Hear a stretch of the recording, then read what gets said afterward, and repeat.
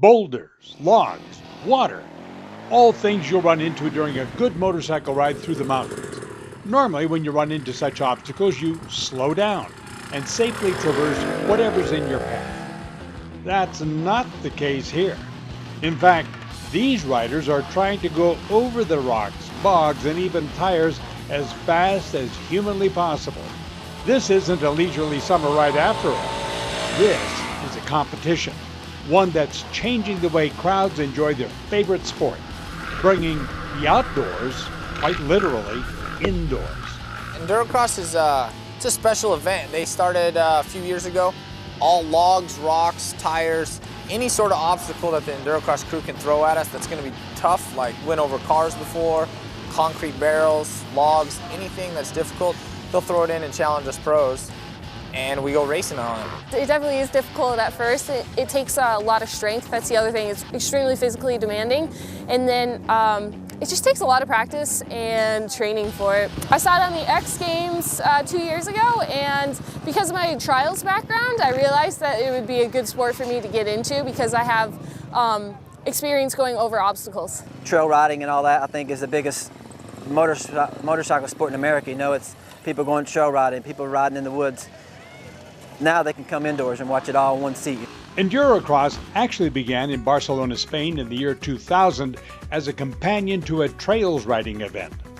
It soon expanded across Europe and to the United States, where it has become a fixture at X Game competitions. Normally held indoors on modified ice rinks or basketball courts, Endurocross courses incorporate elements of off-road riding in an attempt to push competitors to their limits, all while giving crowds something to cheer for. And it seems the more difficult the obstacles, the better. It's hard. I have a lot of fun riding. I really enjoy it, but being on the line, that's it's nerve-wracking. It brings like a lot of nerves. For sure the toughest thing I've ever tried to do on a motorcycle. You know, motocross, supercross is hard, but to master the rocks, the water, the logs, putting it all together is hard. It's a test of skill from every aspect. But even so, more riders than ever are flocking to the sport. Part of it is the sheer challenge. The rest is just the love of riding itself. It's a job, but yet you do it because you love it, you know? None of us are out here making millions right now. None of us are, you know, we're being able to race and support ourselves and enjoy what we love to do, and that's ride. You know, Endurocross versus other types of racing is still really family oriented, and we're all friends and we have a good time with it. It's it's serious, of course, but we have fun in between it all.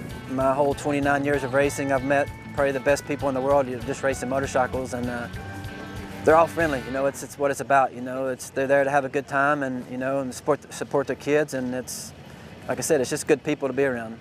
Events happen regularly across the West, mainly in Las Vegas and Los Angeles, but can also be found at arenas as far north as Washington State and even venues in Canada.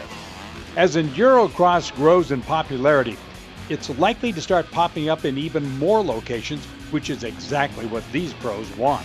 The Endurocross is getting bigger, and you know, hopefully next 4 or 5 years, Endurocross will be in the bigger stadiums. You know, then get more people and just bring it bigger like Supercross, because I think it's for sure the spectacular sport to see. You know, there's people getting stuck and water everywhere, and it's growing. I think off-road is the bigger growing motocross sport. And as it grows, we're all likely to see more of the pandemonium that comes with bringing the outdoors indoors. From the Trailhead, I'm Don Dunwood.